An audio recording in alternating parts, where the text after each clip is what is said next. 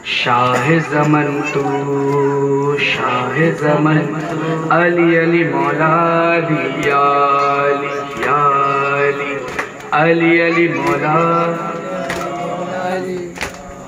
اس کی دنیا غلام ہوتی ہے اس کی دنیا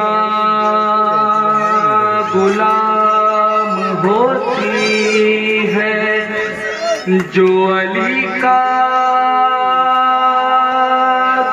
غلام ہوتا ہے رنگ حیدر کا جس پہ چڑھ جائے اس کا مر کر بھی نام ہوتا ہے علی علی مولا علی علی مولانا علی علی علی مولا علی علی مولانا علی مولا مولا مولا علی ولی اللہ مولا مولا مولا علی ولی اللہ سرکار علمدار دو عالم کا مددگار علی حیدر کرار علی حیدر کرار پیروں میں میرا پیر زبردست ہے سرکار علی حیدر کرار علی حیدر کرار سرکار علمدار دو عالم کا مددگار علی حیدر کرار علی حیدر کرار پیروں میں میرا پیر زبردست ہے سرکار علی حیدر کرار علی حیدر کرار شاہوں سے بھی اعلیٰ ہے تیرے در کے گداگر کرتے ہیں غلامی تیری دنیا کے سکندر اعلیٰ ہے امیروں سے فقیروں کے مقدر جنت کے ہے تاجر تیری دہلیز کے نوکر نعرہ حیدر مولا نعرہ خیبر مولا نعرہ صفدر مولا نعرہ قمبر مولا میسم نے لگایا ہے یہی نعرہ سردار علی حیدر کرار علی حیدر کرار سرکار علمدار دو عالم کا مددگار علی حیدر کرار علی حیدر کرار پیروں میں میرا پیر زبردست ہے سرکار علی حیدر کرار علی حیدر کرار مولا مولا مولا علی ولی اللہ مولا مولا مولا علی ولی اللہ اللہ کا انمول جو شاہکار بنا ہے اسلام کا آلہ جو علمدار بنا ہے مشکل میں جو نبیوں کا مددگار بنا ہے وہ سارے اماموں کا جو سردار بنا ہے کل ایمان ہے مولا ان کی شان ہے مولا شاہ مردان ہے مولا شیر یزدان ہے مولا کہتے ہیں نبی اپنا جسے وارث دستار علی حیدر کرار علی حیدر کرار سرکار علمدار دو عالم کا مددگار علی حیدر کرار علی حیدر کرار پیروں میں میرا پیر زبردست ہے سرکار علی حیدر کرار علی حیدر کرار سادات کی پرعزم قیادت میں علی ہے شبیر کے انداز عبادت میں علی ہے سادات کی پرعزم قیادت میں علی ہے شبیر کے انداز عبادت میں علی ہے سجاد کی زینب کی خطابت میں علی ہے عباس کے پرچم کی جلالت میں علی ہے، علی اصغر میں بھی مولا، علی اکبر میں بھی مولا، آل اطہر میں بھی مولا، 72 میں بھی مولا ہے۔ پاک گھرانہ تیرا اسلام کا مہمان، علی حیدر کرار، علی حیدر کرار، سرکار علمدار دو عالم کا مددگار، علی حیدر کرار، یہ حیدر کرار۔ سادات کی پررسم قیادت میں علی ہے، شبیر کے انداز عبادت میں علی ہے، سجاد کی زینب کی خطابت میں علی ہے، عباس کے پرچم کی جلالت میں علی ہے، علی اصغر میں بھی مولا، علی اکبر میں بھی مولا، آل اطہر میں بھی مولا، 72 میں بھی مولا ہے۔ پاک گھرانہ تیرا اسلام کا مہمان، علی حیدر کرار، علی حیدر کرار، سرکار علمدار دو عالم کا مددگار، علی حیدر کرار، علی حیدر کرار۔ پیروں میں میرا پیر زبردست ہے سرکار، علی حیدر کرار، علی حیدر کرار۔ سرکار یہ سب آپ کی ذوضا کی دعا ہے، گھر گھر میں جو یہ ماتم سادات بپا ہے، ہر دل تیرے بچوں کا عزا خانہ بنا ہے، آنکھیں ہیں نجف دل میں بسی کر وہ بلا ہے، ہم عزادار ہیں مولا، ہم وفادار ہیں مولا، ہم عزادار ہیں مولا، ہم وفادار ہیں مولا، تیرے غم خوار ہیں مولا، آپ سرکار ہیں مولا۔ سرکار بنا لیجئے اپنا ہمیں ظفار، علی حیدر کرار، علی حیدر کرار۔ پیروں میں میرا پیر زبردست ہے سرکار، علی حیدر کرار، علی حیدر کرار۔ سرکار یہ سب آپ کی ذوضا کی دعا ہے، گھر گھر میں جو یہ ماتم سادات بپا ہے، ہر دل تیرے بچوں کا عزا خانہ بنا ہے، آنکھیں ہیں نجف دل میں بسی کر وہ بلا ہے، ہم عزادار ہیں مولا، ہم وفادار ہیں مولا، ہم عزادار ہیں مولا، ہم وفادار ہیں مولا، تیرے غم خوار ہیں مولا، آپ سرکار ہیں مولا۔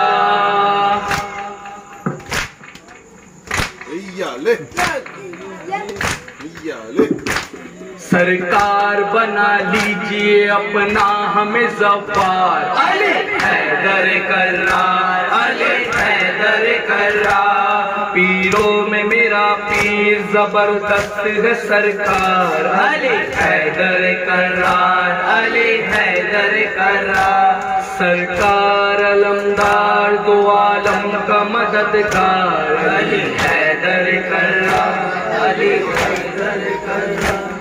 ایمان بھی تو، ایمان بھی تو، میرا قبلہ کعبہ مسجد منبر مسجد اور قرآن بھی تو، میرا سید پیر امیر بھی تو، میرا ہادی ولی امام بھی تو، میرا خواب بھی تو، تعبیر بھی تو، آغاز بھی تو، انجام بھی تو، میری شام و شہر لہجے کا اثر، میرا حال خیال کمال بھی تو، میرا قول و فعال ثواب جفا تکلیف بقا احوال بھی تو۔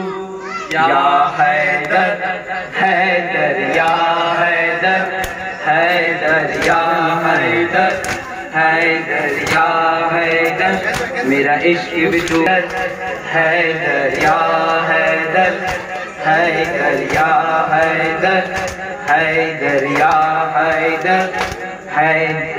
کیوں خاک و رائے در در کی بس ایک کتاب عشق پڑھے، چھوڑ دے پانی دنیا بس ایک جہاں آباد کرے، وہ دیکھ نجف کا رستہ ہے، اس رستہ راستے پر ساتھ چلے ہر ایک قدم ہو ہاتھوں میں علم ہو نعروں کا بھرم ہو یہ عشق نہ کم ہو وہ دیکھ شہنشاہ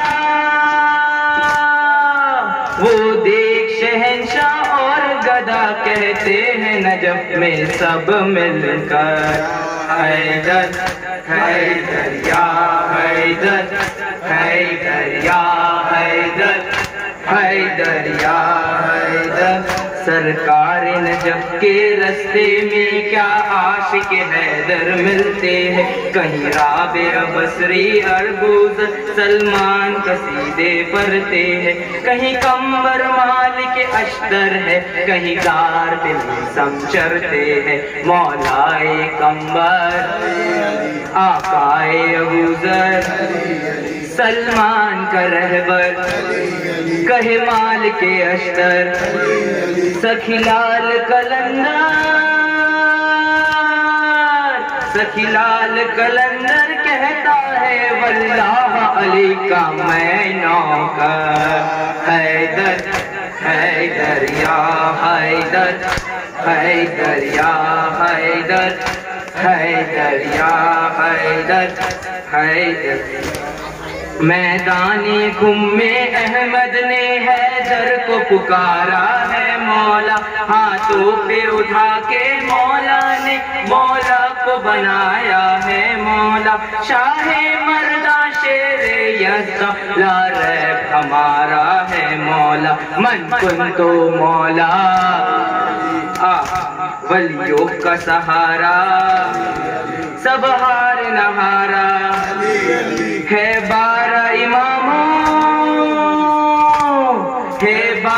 اماموں میں پہلا ہر جنگ میں پہلا ہے نمبر حیدر حیدر یا حیدر حیدر یا حیدر حیدر یا حیدر میرا عشق بھی تو ایمان بھی تو میرا جان بھی تو پہچان بھی تو یا حیدر حیدر یا حیدر حیدر یا حیدر حیدر یا حیدر لا ریب علی کے جیسا ہی جیدار علی کا کنبہ ہے جب جب بھی صدا قرآن نے دی یہ جان نچھاور کرتا ہے اسلام کی خاطر جیتا ہے اسلام کی خاطر مرتا ہے سجاد کا خطبہ زینب کا لہجہ عباس کا نعرہ حسنین کا سایہ اول ہو کے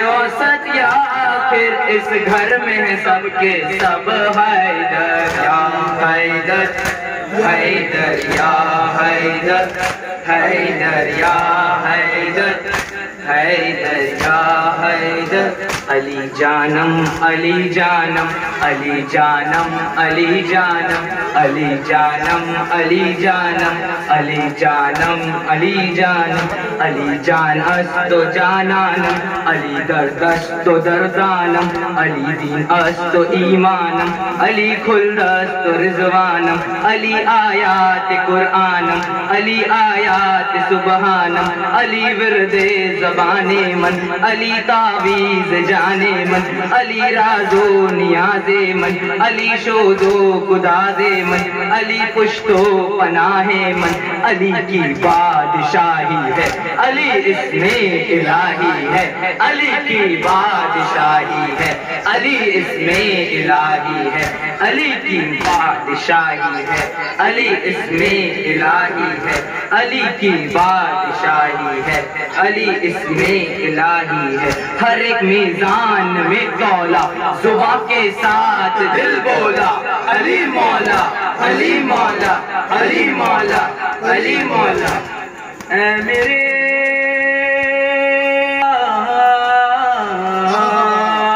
مجھے اپنا بنا لے ایک بار صدا دے مجھے نجف دکھا دے حیدری بنا دے یا مولا حیدری بنا دے یا مولا حیدری بنا دے یا مولا حیدری بنا دے یا مولا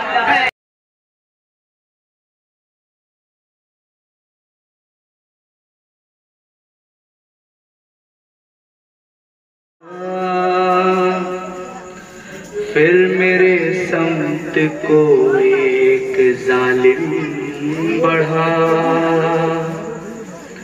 میں لرزنے لگی دل دھڑکنے لگا بابا اس نے کانوں سے نوچی میری بالیاں کان کے خون سے کرتا میرا تر ہوا اس نے منہ پہ تماچا لگایا میرے میں سنبھل نہ سکی گر گئی خاک پہ پھر میں چلائی رو کے چچا باس شیمر مجھے مار رہا ہے میری مدد کو کوئی نہ آیا بابا میں روتی رہ گئی بابا بابا بابا جان کیا میں کہوں کیا نہ کہوں رنج و الم شام غم حال سفر شام کے زندہ کے ستم اپنے غم تم بھی سناؤ اپنے غم میں بھی سناؤں اپنے غم تم بھی سناؤ اپنے غم میں بھی سناؤ بابا جان شمر نے جب بابا جان شمر نے جب مار تماچے منہ پر بالیا کھینچ میری پھولتا ہوا خون میں تر بابا جان دیکھو ذرا بابا جان دیکھو ذرا نیلے رخسار میرے کیا یتیموں پہ ستم کرتا ہے یوں کوئی بشر شمر کو دیکھ کے میں خوف سے تھراتی ہوں بھیا سجاد کے پیچھے ہی میں چھپ جاتی ہوں اپنے غم تم بھی سناؤ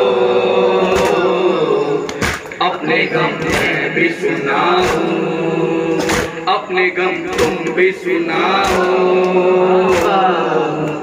اپنے غم میں بھی سناؤ بابا جان بازو بندے بابا جان بازو بندے سب کا بندھا میرا گلا جب رسن کھینچتی دم گھٹتا تھا ہر کام میرا بابا جان میں نے کیا بابا جان میں نے کیا پنجوں پہ چل کر وہ سفر درد ہوتا تھا تو چلاتی تھی بابا بابا قسمیں کھاتی تو زمین پر نہیں گر پاتی تھی رسی اس طرح سے گردن میں پھنسی جاتی تھی اپنے غم تم بھی سناؤ بابا اپنے غم میں بھی سناؤں اپنے غم تم بھی سناؤ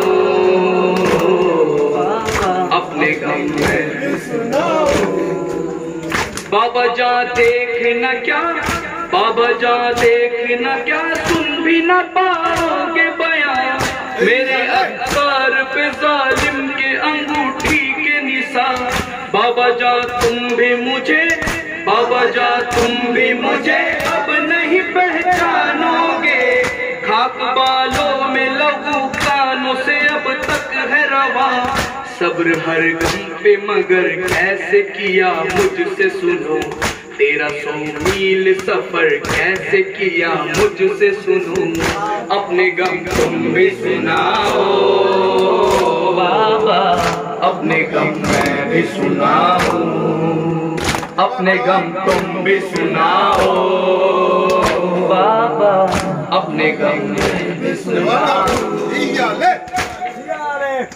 بابا جان تم کو نہیں بابا جان تم کو نہیں کیا میرے زخموں کی خبر اب مجھے لوگ بلاتے ہیں یتیمہ کہہ کر، بابا جان آج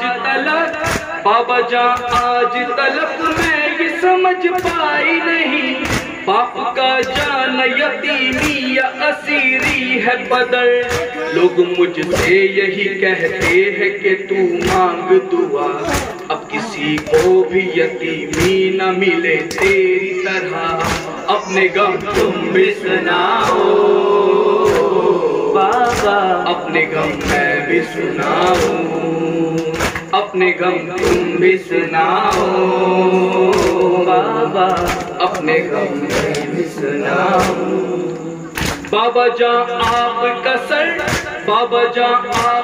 سر جب مجھے زندہ میں ملا، خود کو نہ روک سکی ضبط میرا ٹوٹ گیا۔ بابا جان دور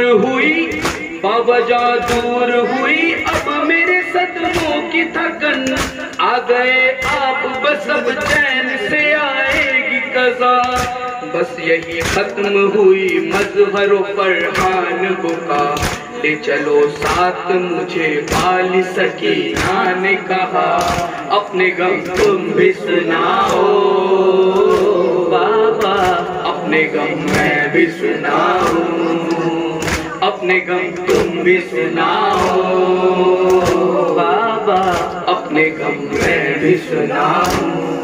یا حسین یا حسین یا حسین، روح اٹھے جارد کے یا حسین، سہر کوڑے تھے تم کے یا حسین یا حسین۔ গুরুত্বপূর্ণ মেম্বাররা এসেছেন খানকা শরীফের। আমাদের বক্তব্য তো আপনারা সবাই শুনেন জানেন, কিন্তু কলকাতা থেকে কিছু ব্যক্তিগণ এসেছেন, তার মধ্যে একজনকে আমি অনুরোধ করব 10 মিনিট আহলে বাইতের শানে বক্তব্য রাখার। হয়তো উনি আপনাদেরকে হিন্দিতে বলবেন, আপনারা একটু বুঝে নেওয়ার চেষ্টা করবেন। তৌসিফ ভাই।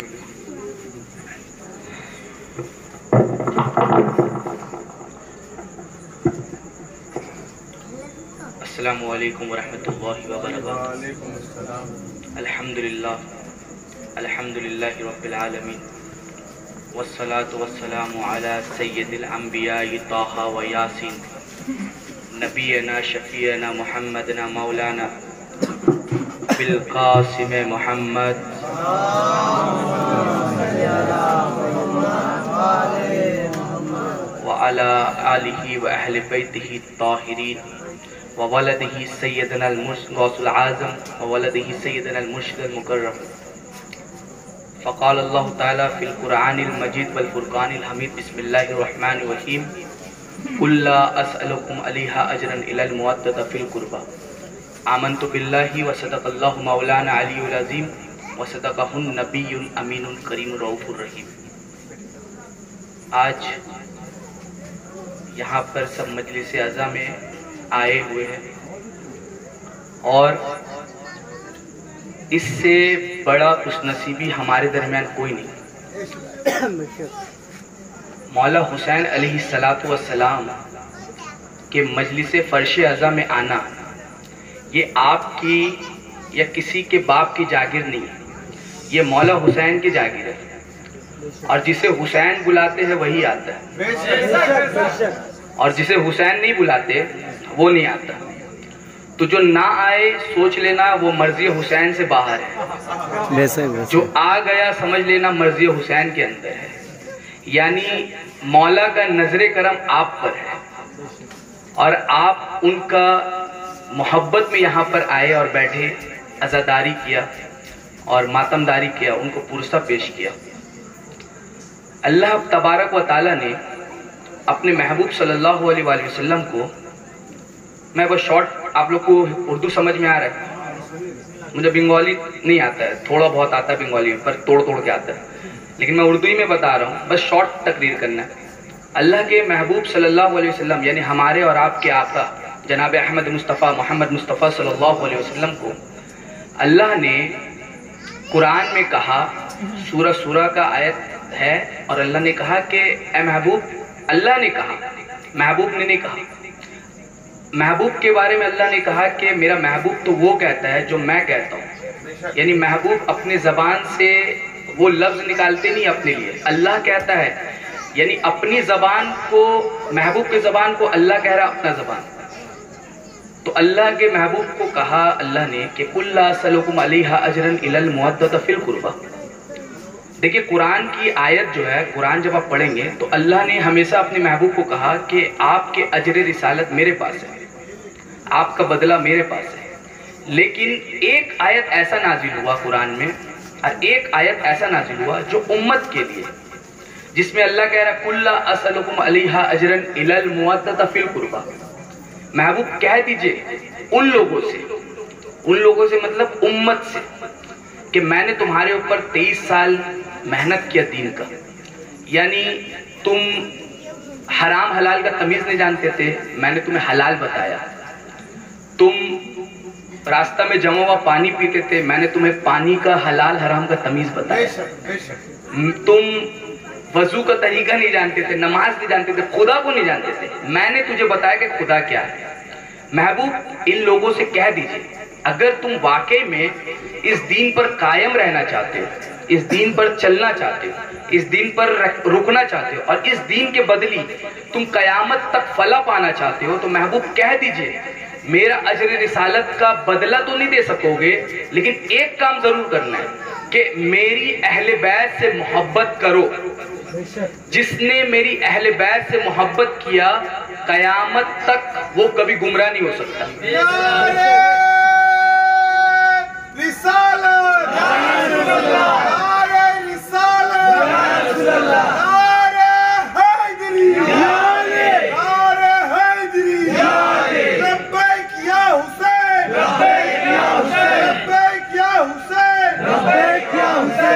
تو جس نے اہل بیت سے محبت کیا وہ قیامت تک گمراہ نہیں ہو سکتا۔ اور اللہ کے نبی نے جب یہ بات کہا، لوگوں نے پوچھا یا رسول اللہ وہ اہل بیت جو قرابت دار ہوتے ہیں وہ کون ہیں؟ صحابہ نے پوچھا کہ قرابت دار کون ہے؟ تو رسول پاک صلی اللہ علیہ وسلم نے فرمایا کہ علی، فاطمہ، حسن و حسین اور ان کی اولاد پاک، ان کی اولاد پاک۔ یعنی اللہ کے محبوب نے تو صاف صاف بتایا کہ دیکھو میرے بعد تم میں 2 چیزیں چھوڑ کے جا رہا ہوں، قرآن اور اہل بیت۔ ان دونوں کا دامن اگر تم تھامے رکھو گے تو قیامت تک گمراہ نہیں ہوگے۔ اور جب رسول پاک نے یہ حدیث کہا تو اس حدیث کے ساتھ لفظ ثقلین استعمال کیا، یعنی 2 بھاری چیزیں چھوڑ کے جا رہا ہوں۔ بھاری ہوتا ہے نا، بھاری، لوگوں نے ان کو ہی ہلکا لے لیا، یعنی محبوب نے جن کو کہا بھاری اس کو ہلکا لے لیا، اور جس کے بارے میں محبوب نے کہا ہلکا اس کو بھاری لے لیا، یعنی جو نجات کا ذریعہ تھا اس کو چھوڑ دیا، اور جس سے نجات صدقہ میں ملنے والا تھا اس کو پکڑ لیا۔ تو محبوب نے کہا کہ میں تمہیں 2 بھاری چیزیں چھوڑ کے جا رہا ہوں، قرآن اور اہل بیت۔ یہ ایک میرے اللہ کی طرف سے کتاب، اور دوسرا میری طرف سے میرے گھر والے۔ قیامت تک تم گمراہ نہیں ہوگے اگر اہل بیت کو پکڑ لو گے، آپ لوگ پکڑے ہوئے دامن، اور مولا کرے اور حضور غوث پاک کا صدقہ میں آپ لوگ قیامت تک پکڑے، مولا ایسا کرے کہ آپ لوگ قیامت تک عزاداری کرتے رہے۔ اور ہمارا شمار نہ ہم سنی ہے نہ شیعہ، ہمارا شمار قادریزم میں، ہمارا شمار قادریزم میں، ہمیں حضور غوث پاک کے صدقے طفیل 12 امام پاک ملے۔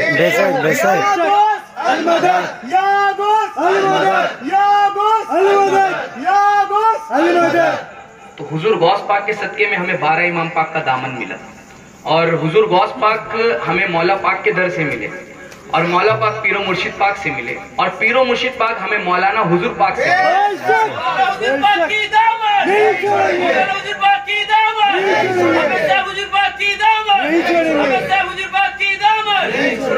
اور اللہ کرے کہ آپ سبوں کو اصل میں عزادار ہوتے کون ہیں؟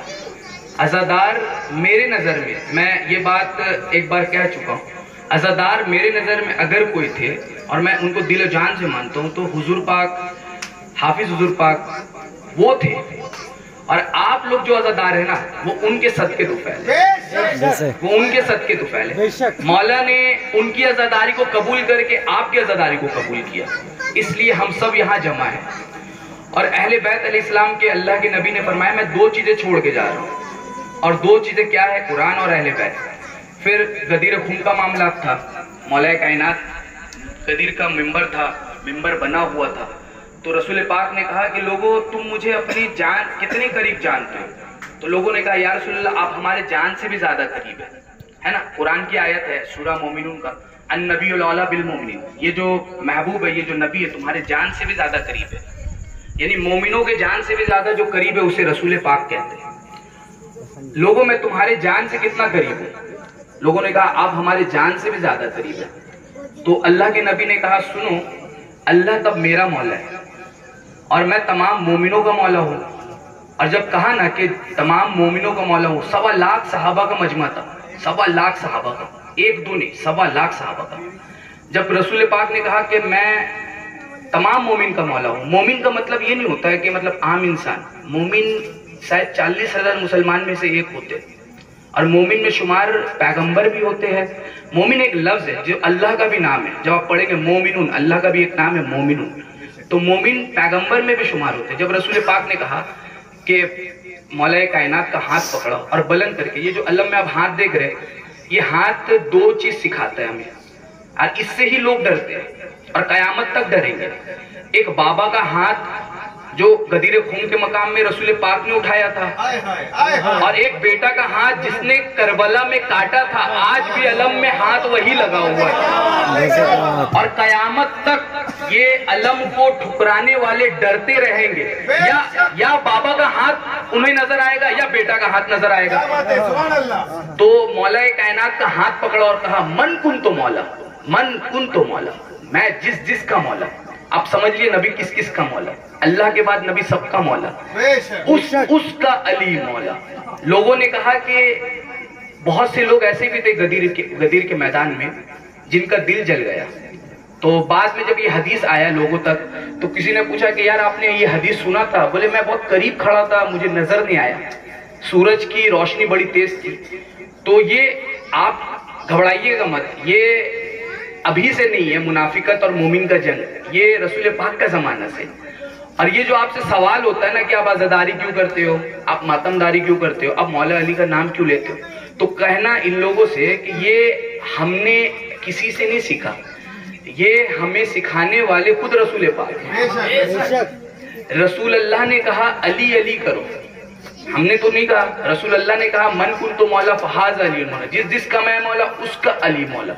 تو رسول خدا نے ایک اور حدیث کہا کہ جب سورہ منافقون نازل ہوا مکہ میں، بہت شارٹ تقریر کرنا ہے بس ہو گیا، جب سورہ منافقون، آپ سب قرآن پڑھے ہوں گے، شاید کوئی نہیں پڑھے ہوں گے تو کوئی بات نہیں، کیونکہ ذکر علی اور عبادت، علی کا ذکر کرنا بھی عبادت ہے۔ قرآن کہیں گے تو آپ کو عبادت نہیں ملے گا، لیکن علی علی کریں گے تو آپ کو عبادت میں شمار ہوگا، کیونکہ رسول اللہ نے کہا کہ علی قرآن ہے، قرآن علی ہے۔ مطلب میں تمہیں دو چیزیں چھوڑ کے جاؤں، دو قرآن چھوڑ کے جا رہا ہوں، ایک قرآن ساتق جو تمہارے گھروں میں ہے، یعنی آپ سب کے گھر میں ہے نا، ایک قرآن سب کے گھر میں، قرآن ساتق مطلب ہوتا ہے چپ قرآن، اور دوسرا ہے قرآن ناطق جو میرے گھر میں، قرآن ساتق تمہارے گھر میں، قرآن ناطق میرے گھر میں۔ قرآن ناطق کون ہے؟ علی ہے، فاطمہ سیدہ کائنات اور حسن و حسین اور ان کی آل پاک۔ تو آپ کو اس میں ڈرنے کی ضرورت نہیں ہے کہ عزاداری کیوں نہیں کرنا ہے۔ تو سورہ منافقون جب نازل ہوا تو صحابہ نے کہا یا رسول اللہ اب تو ایسا بھی دن آ گیا کہ لوگ اب ہمارے بیچ میں بیٹھے ہوں گے، داڑھی رکھے ہوں گے، جبہ پہنے ہوں گے، نماز پڑھتے ہوں گے، ہوتا ہے نا آج بھی نماز سب کچھ ہے، لیکن ان لوگوں کو بتائیے کہ نماز اور یہ نماز میں کیا فرق ہے۔ اب آپ کو پتہ چلے گا کہ جب رسول پاک نے کہا کہ صحابہ نے کہا یا رسول اللہ، جو رسول پاک کے خاص صحابہ تھے ان لوگوں نے کہا یا رسول اللہ ہم لوگ جب مکہ میں تھے تو ہم لوگ دو تھے، یا مسلم تھے یا مسلمان تھے یا پھر مشرک اور کافر تھے، تو ہم لوگ پہچان جاتے تھے، جو نماز پڑھتے تھے وہ مسلمان، جو نماز نہیں پڑھتے تھے، جو بت کو پوجا کرتے تھے وہ مشرک کافر تھے۔ لیکن یا رسول اللہ اب ایسا کیسے دور آ گیا کہ اب مدینہ میں جب آئے تو اب ایسے بھی لوگ ہمارے درمیان بیٹھے ہیں جو نماز بھی پڑھیں گے، روزہ بھی رکھیں گے، حج بھی کریں گے، زکوٰۃ بھی دیں گے، لیکن پھر بھی منافق ہے۔ تو اللہ کے نبی نے کہا یا رسول اللہ ان لوگوں کو پہچانا کیسے جائے؟ تو رسول پاک نے بڑا ڈی این اے بتایا قیامت تک کے لیے، سنیں غور سے سنیں، قیامت تک کے لیے रसूल पाक ने एक फॉर्मूला बताया इस उम्मत को कि ये उम्मत अगर मुनाफिकत से बचना चाहती है तो एक काम करे। रसूल पाक ने कहा अपने सहाबा को, जब भी तुम मजलिस में बैठा करो, ये मजलिस है ना, जब भी तुम मजलिस में बैठा करो जिक्र अली कसीर तादाद में किया करो। जिसका दिल अली का जिक्र सुनकर मुस्कुरा जाए समझ जाना मोमिन है, और जिसका दिल अली का जिक्र सुनकर मुरझा जाए समझ लेना मुनाफिक है। ये कयामत तक के लिए निशानी हो गया। लेकिन अब भी दीन मुकम्मल नहीं है, अब भी दीन मुकम्मल नहीं है। अल्लाह को पहचानने के लिए आपको अल्लाह के सिवा किसी को माबूद नहीं रखना है। रसूल को पहचानने के लिए, रसूल पाक का रिसालत को समझने के लिए आपको मोहम्मद रसूलुल्लाह बोलना जरूरी है। और मौला अली को पहचानने के लिए अली वलीउल्लाह यानी मौला अली को वली खुदा और मौला अली को नफ्स रसूल समझना जरूरी है। लेकिन अब भी दीन मुकम्मल नहीं हुआ। अब भी लोग इसमें भी ऐसे बैठे हैं जो राफजियत में चले गए। अब भी लोग ऐसे बैठे हुए जो राफजियत में चले गए। अब कौन है जो या रसूल अल्लाह अब राफजियत को पहचान में लाए? तो रसूल पाक ने एक अपने घर के बेटे को भेजा और उन्होंने कह दिया बगदाद की सरजमीन पर कि मेरे तलवे हर वली के गर्दन पर, हर वली के गर्दन पर। तो सोचो जो गौसे आजम का विलायत का इनकार करे समझ लेना वो राफजी है, और जो गौसे आजम का विलायत का इकरार कर ले समझ लेना मोमिन है। ये पहचान हो गया और कयामत तक के लिए ये पहचान हो गया।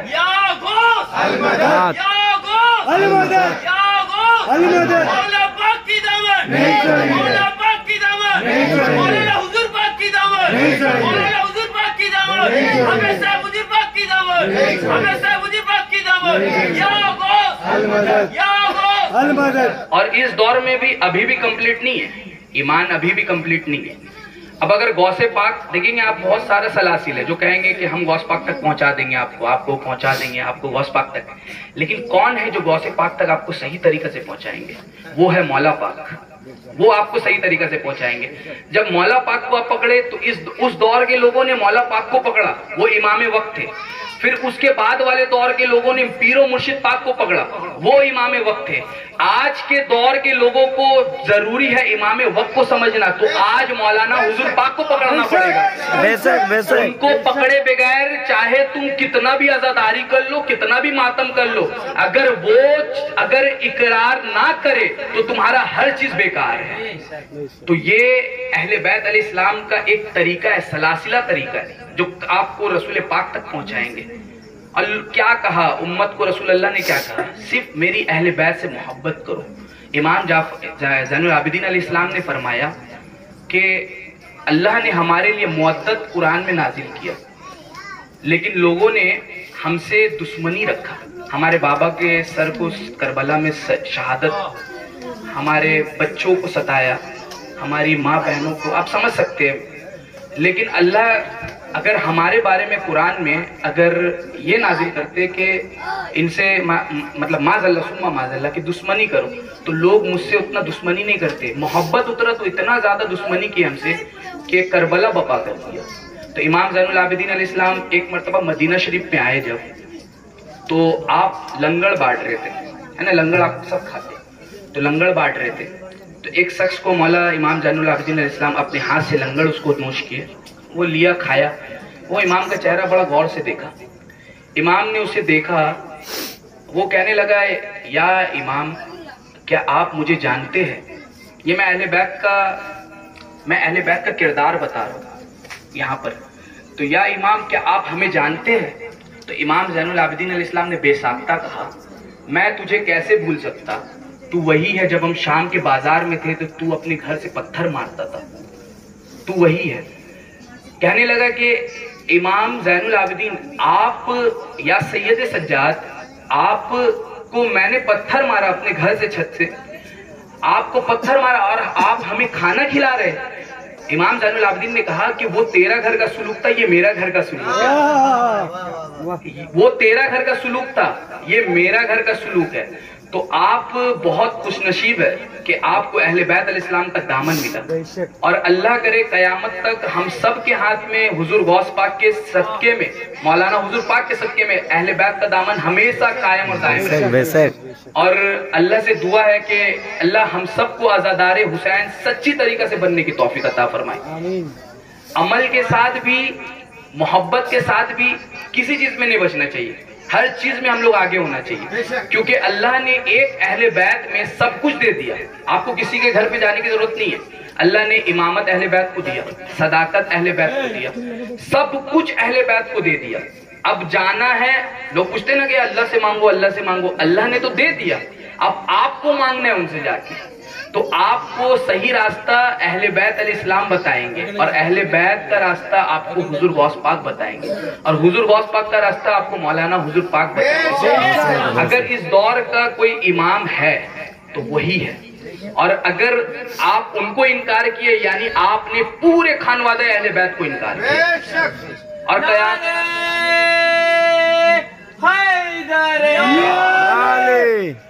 تو یہ اہل بیت علیہ السلام کا معاملات ہے، یہ اہل بیت علیہ السلام کا فضیلت ہے، جو قیامت تک لوگوں نے بڑا کوشش کیا کہ اہل بیت کا فضیلت کسی طریقہ سے چھپ جائے۔ بنو امیہ والوں نے کیا، بنو عباس والوں نے کیا، لیکن کسی شاعر نے خوب کہا کہ جس کی نسل کربلا میں کٹی، جس کا سر تن سے جدا ہوا، عجب سا بات ہے کہ جس کا سر تن سے جدا ہوا اس کی نسل آج بھی باقی ہے، اس کی نسل آج بھی باقی ہے۔ جس نے حسین کے کاٹے تھے سر، اس کی نسل برباد ہو گئی اور قیامت تک رہے گا، کیونکہ اللہ نے اپنے محبوب سے یہ وعدہ کیا ہے کہ محبوب آپ کے دشمنوں کا نسل کو میں برباد کر دوں گا۔ تو ذرا سا سنبھل کر کہ اگر کسی ایک اہل بیت کے افراد کو یا امام وقت کو آپ نے تکلیف دیا، یعنی آپ نے امام حسین کو تکلیف دیا، یعنی آپ نے مولا کائنات کو تکلیف دیا، یعنی آپ نے رسول پاک کو تکلیف دیا، اور رسول پاک تک اگر تکلیف پہنچا تو آپ نے گویا اللہ کو تکلیف دیا۔ اور اللہ کہتا ہے محبوب جو آپ کو تکلیف دیتا ہے وہ مجھ کو تکلیف دیتا ہے۔ سورہ احزاب کا آیت ہے، محبوب جو آپ کو تکلیف دیتا ہے وہ مجھ کو تکلیف دیتا ہے۔ تو لوگ میں بات ختم کرتا ہوں، بس یہاں پر ختم۔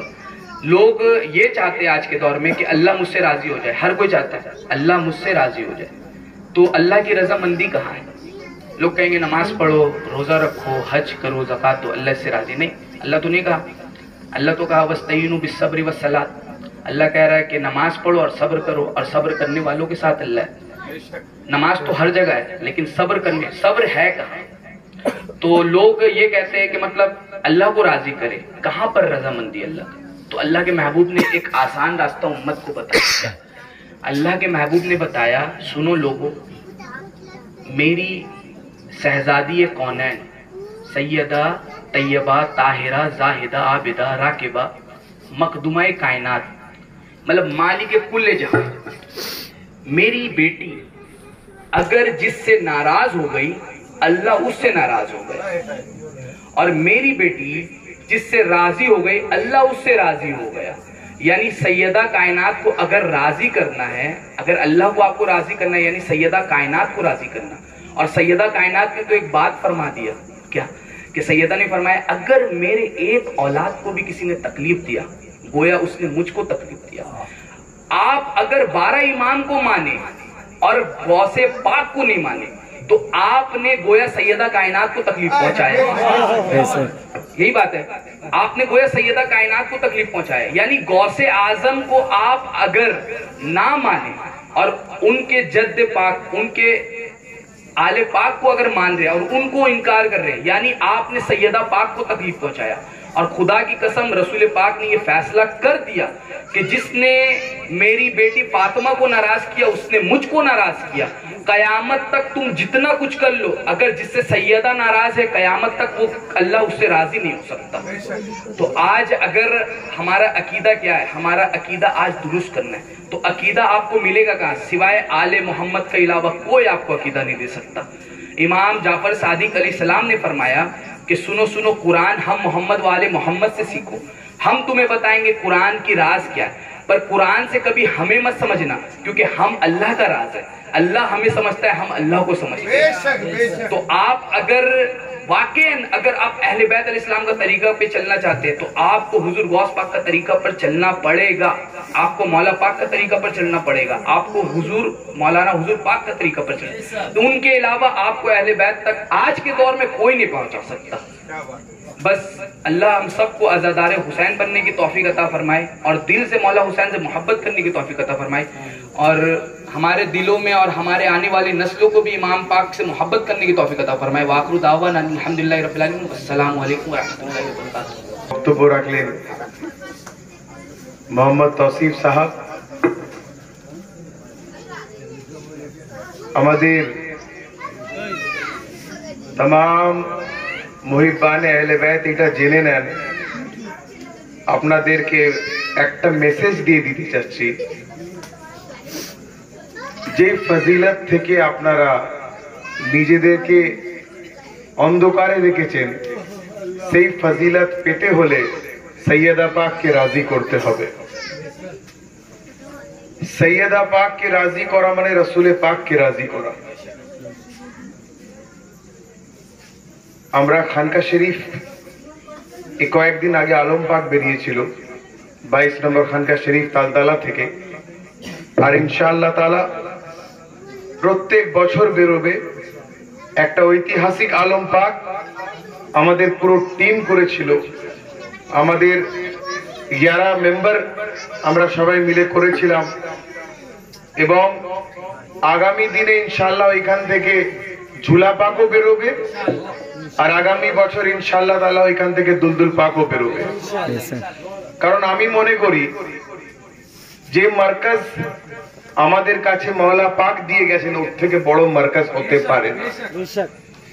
মওলা পাকের খানকা শরীফের ইতিহাস এটা আছে, হুজুর গৌসে পাকের পরে যদি কেউ গৌস দুনিয়াতে বেঁচে থাকেন তাহলে মওলা পাক ছিলেন।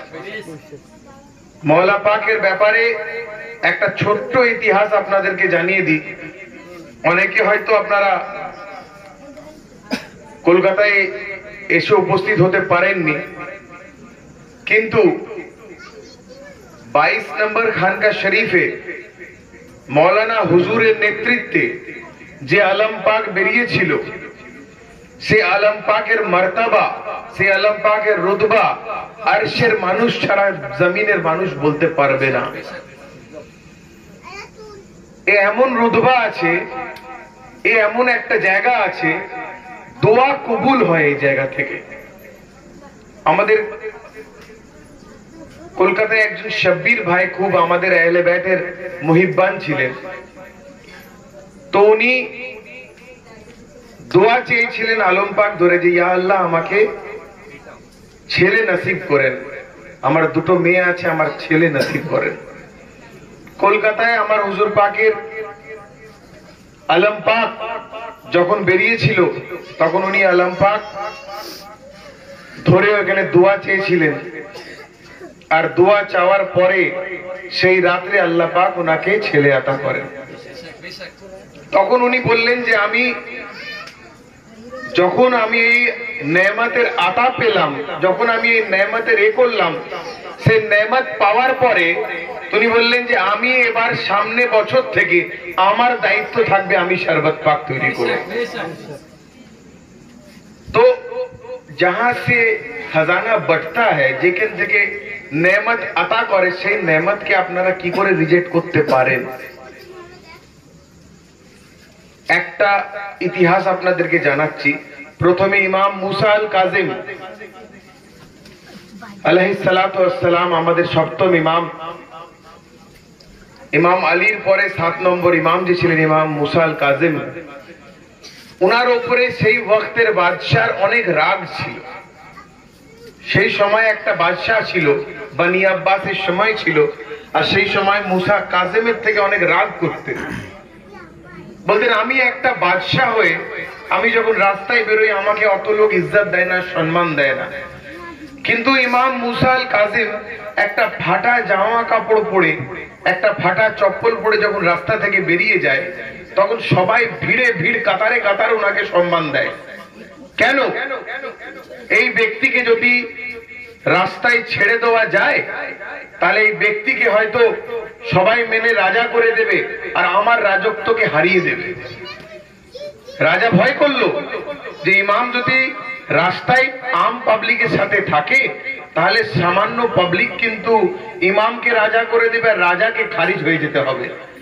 রাজা ভয়ে কি করলো, সিপাহীদেরকে অনুমতি দিল যে তুমি যে হোক কোনো বাহানাতে মুসা কাজিমকে তুমি ধরে আনো,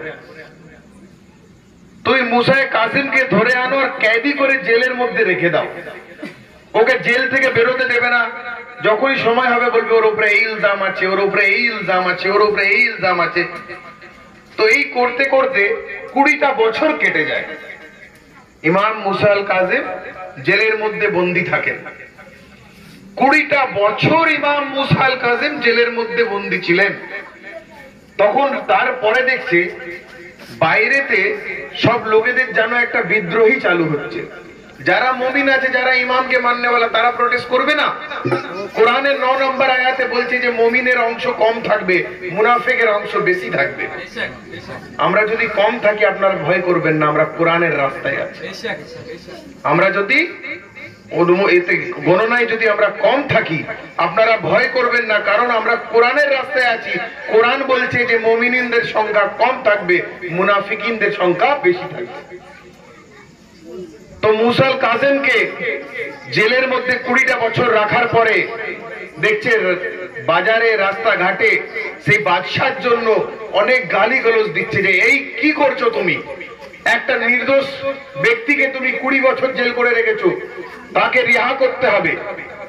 তখন ওই রাজার একটা মন্ত্রী ছিল, সেই মন্ত্রী ওকে বলল যে ভাই এ তো রাজা সাহেব, এ তো অনেক বড় বিদ্রোহী চলে আসছে, আর এতদিন যদি ইমাম মুসা আল কাজিমকে রাখি তাহলে হয়তো রেখেও আমাদেরকে তা হারাতে হবে। তখন ইমাম মুসা আল কাজিমকে একটা ষড়যন্ত্র চক্রান্ত করা হলো যে একে কোনো না কোনো রূপে মেরে দেওয়া হোক। তখন রাজা বলল না, মারাটা সম্ভব হবে না। যদি মুসা কাজিমকে মেরে দাও তাহলে ইতিহাসের লোক আমার নামে এ রেখে দেবে যে হয়তো রাজা নিজের রাজত্ব বাঁচাবার জন্য একটা নির্দোষের প্রাণ নিয়েছে। ইমাম মুসা আল কাজিম একটা ষড়যন্ত্র করলো, একটা চক্রান্ত করলো। সেই চক্রান্তটা কি ছিল, বললো এক কাজ করো, 5টা 7টা বাঘ কোথাও থেকে জোগাড় করে আনো, জঙ্গল থেকে জঙ্গলি বাঘকে জোগাড় করে আনো, 7-8টা বাঘকে 10 দিন ওকে না খেতে দিয়ে রেখে দাও। বাঘ যদি অনেক দিন না খেতে পায় তখন খিদেতে ও আরো অ্যাগ্রেসিভ হয়ে যায়, মানে অনেক আরো জালালি হয়ে যায় বাঘ যদি না খেতে পায়। তো ইমাম মুসা আল কাজিমকে যখন বলা হলো যে আপনি তো ইমাম আছেন, এই 8টা বাঘের মধ্যে কোনটা উঁচু নসলের বাঘ আছে আপনাকে চিহ্নিত করতে হবে। ইমাম মুসা আল কাজিম বললেন ঠিক আছে, বেশক আমি আল্লাহর তাকত থেকে চিহ্নিত করব, আমি আল্লাহর তাকত থেকে চিহ্নিত করব। কিন্তু সেই মন্ত্রী এবং রাজা চক্রান্ত ছিল যে ইমাম মুসা আল কাজিমকে বলবে না যে বাঘটা হচ্ছে 10 দিন অব্দি ভুকা আছে, সে অ্যাগ্রেসিভ আছে, সে একদম রাগের মাথায় আছে, সে যাকে পাবে সামনে দেখে আছড়ে পড়বে। তো तमाम লোককে ডাকা হলো, तमाम মুসলমানকে ডাকা হলো। চক্রান্ত রাজার মন্ত্রী বলল যে যখন বাঘেরা খেয়ে ফেলবে তখন আমরা মুসলমান মুমিনদেরকে বলে দেব যে দেখো তুমি যাকে নবীর আওলাদ মানতে, গো নবীর আওলাদই ছিল না, কেন নবী বলে গেছেন যে আমার আওলাদের উপরে কোনো জানোয়ারের আসর থাকবে না, আমার আওলাদের উপরে কোনো জঙ্গলি জানোয়ারের আসর থাকবে না। এরকম একটা বাঘও ছিল যেটা ইমাম পাক মদিনাতে পালিত করেছিলেন, তাকে জঙ্গলে নেহরওয়াতে কারবালা জঙ্গলে পরে বাদশাহ করে দিয়েছিলেন। এর ইতিহাস আপনাকে পরে শোনাবো। কিন্তু ইমাম গায়েবের খবর জানতেন, আল্লাহ রাব্বুলের সাথে একটা খাস সম্পর্ক ছিলেন। ষড়যন্ত্র কি ছিল, কত বড় চক্রান্ত ছিল সেই রাজার, যে যখন বাঘ আছড়ে ইমাম মুসা আল কাজিমকে খেয়ে নেবে তখন আমরা দলিল দিয়ে দেব যে এ তো আমাদের কিছু দোষ নেই, বাঘ একটা লোককে খেয়ে ফেললো, সেই লোকটা ইমাম ছিলই না, সে না ইমাম ছিল, না রাসূলের আওলাদ ছিল, না হি কোনো রুহানিয়ত তার মধ্যে বাস করত। তো 7 দিন 8 দিন গেল, 10 দিন হয়ে গেল। 10 দিন পরে तमाम লোককে এক জায়গায় জড়ো করা হলো। জড়ো করার পরে সেই লোকেদের সামনে ইমাম মুসা আল কাজিমকে আনা হলো, সেই খাঁচার ভিতরে 10টা বাঘকে রাখা হলো। ইমাম মুসা আল কাজিমকে খাঁচার ভিতরে বন্ধ করে তালা বন্ধ করে দেওয়া হলো। যখন বাঘ এক পা করে এগিয়ে আসছে, সবাই রাজারা খুশি হয়ে যাচ্ছে যে এবার ইমামে মুসা কাজিমকে আছড়ে পড়বে, ইমামের জান নিয়ে নেবে, আমরা জয় হয়ে যাব। বাঘ এক পা এগোতে এগোতে ইমামে মুসা আল কাজিমের কাছে পায়ে এসে মাথা রেখে দিল। বলুন সুবহানাল্লাহ। নারে হায়দারি, নারে হাসান, নারে হুসেন, বাওয়াফা বাওয়াফা, ইয়া গোস আল মাদাদ, ইয়া গোস আল মাদাদ, ইয়া গোস আল মাদাদ। मौला पाक का दामन नहीं छोड़ेंगे, मौला पाक का दामन नहीं छोड़ेंगे, पीरो मुर्शिद पाक का दामन नहीं छोड़ेंगे, पीरो मुर्शिद पाक का दामन नहीं छोड़ेंगे, मौलाना हुजूर पाक का दामन नहीं छोड़ेंगे। नारे हैदरी, माशाअल्लाह, बहुत बहुत। তো যখন বাঘ ইমাম মুসা আল কাজিমের পায়ে মাথা রেখে দিলেন, তখন ইমাম মুসা আল কাজিম বাঘের মাথায় হাত দিয়ে বলছেন, এই বাঘটা সব থেকে উঁচু জাতের বাঘ। তখন ইমাম মুসা আল কাজিম বললেন যে বাদশাহ, এসে দেখে নাও, যেই বাঘটাকে তুমি চিহ্নিত করতে আমাকে অনুরোধ করেছিলে যে সব থেকে উঁচু নসলের বাঘ কে আছে, তখন ইমাম মুসা আল কাজিম সেই বাঘের উপরে হাত দেখিয়ে বলছেন, এই বাঘটা হচ্ছে সব থেকে উঁচু জাতের বাঘ। আর ইমাম মুসা আল কাজিম বললেন, ওয়াইজ্জু মান তাশা ওয়া যিল্লু মান তাশা। ইমাম মুসা আল কাজিম বাদশাকে দেখে বললেন, এ বাদশাহ, দেখে নাও, তুমি অত বড় নয় আমার আল্লাহ রাব্বুল আলামিন যত বড় আছে, তুমি অত বড় নয় আমার নানার দিন যত বড় আছে, তুমি অত বড় নয় আমার ঘরানা যত বড় আছে। ওয়াইজ্জু মান তাশা ওয়া যিল্লু মান তাশা। इज्जत देने वाली जात अल्लाह की है, इज्जत लेने वाली जात अल्लाह की है। তো বাদশাহ সামনে যখন এত বড় ঘটনা হলো, তখন মুমিন মুসলমান সব চমকে দেখতে থাকলো। চমকে দেখে তখন ইমাম মুসা আল কাজিমের উপরে দরুদ পাঠালো যে ইয়া ইমাম মুসা আল কাজিম, আমরা বাদশাকে মানি না, আমরা ক্যাদের ভিতরে ওই আলীর औलादকে মানি যে ক্যাদে থেকেও আজকে আহলে বাইতের বিদিনকে প্রচার করছে। মনে রাখবেন, মাওলানা হুজুরকে আজ আপনারা যদি দেখতে না পান, মাওলানা হুজুর একটা কামরাতে বন্দী থেকেও আহলে বাইতের প্রচার জারি রেখেছেন। মাওলানা হুজুর এই মহাদেবপুরে গ্রামে যদি মনে করেন সীমিত ভাবে আছেন, কোনদিন মানবেন না। পশ্চিমবঙ্গ নয়, সারা ভারতবর্ষ নয়, সারা দুনিয়া নয়, 20 লাখ কায়নাতে মাওলানা হুজুরের চিহ্ন আছে।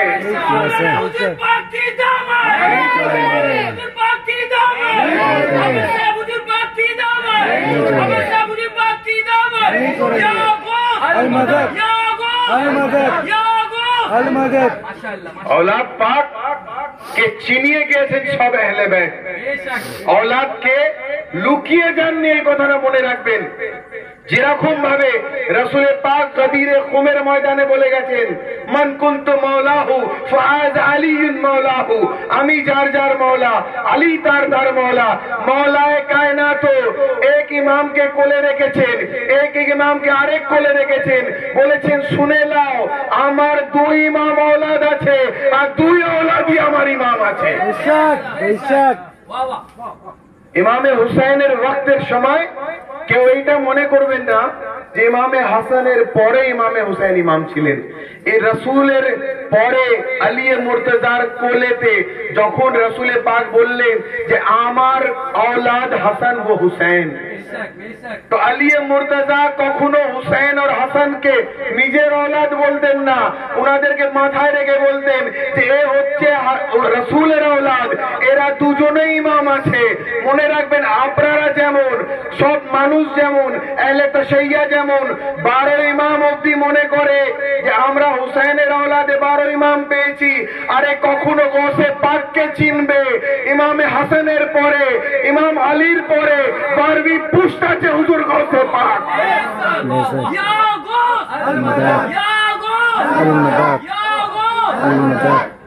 হুজুর গৌসে পাক 12वीं পৃষ্ঠ আছে। আমি আপনাদেরকে হুসাইনের সিজরা সবাই জানে, আমি আপনাদেরকে জানাতে চাই, যখন হুসাইনের সিজরা যাচ্ছেন, যখন হুসাইনকে পরিচয় নিচ্ছেন আর হাসান থেকে মেহরুম রয়ে যাচ্ছেন, তো কোরআনের ওই আয়াতে মুবালাতে রাসূল যখন এক চাদরে পঞ্জতনকে ডেকে বললেন যে আমি আমার পঞ্জতনকে আহলে বাইত করে বলছি যে আল্লাহ একে ভালোবাসে, আমি একে ভালোবাসি। এ মুমিনিন, তোমার তাকওয়া তখন কবুল হবে যখন পঞ্জতনকে চাদরের নিচে রাখা রাসূলের ফরিয়াদ মুবালার আয়াতের ওই আয়াত পাককে তুমি কবুল করবে। আয়াত তোমার দামনে থাকবে, তোমার কলবে থাকবে। হুসাইনের 12 ইমামও থাকবে, হাসানের 12 ইমামও থাকবে, বেশক বেশক হুসাইনের 12 ইমামও থাকবে, হাসানের 12 ইমামও থাকবে। সেই ইমামের মধ্যে 13वीं পৃষ্ঠে আমরা হুজুর গৌসে পাককে পাই। ইমামে হাসানের পরে 12वीं পৃষ্ঠ, ইমামে আলীর পরে 13वीं পৃষ্ঠ। और जिसको वो सीढ़ी है, হুজুর গৌসে পাক ওই সিঁড়ি আছেন যেই সিঁড়িতে ইমামে হাসানও চলে আসছেন, যেই সিঁড়িতে ইমামে হুসাইনও চলে আসছেন। इसीलिए उनको हसनी व हुसैनी कहते हैं। আর হুজুর গৌসে পাকের দামন ছেড়ে দেওয়া মানে 2 ইমামের দামন ছেড়ে দেওয়া। হুজুর গৌসে পাক वो नूर है जिस नूर से 2 नूर मिला। হুজুর গৌসে পাক वो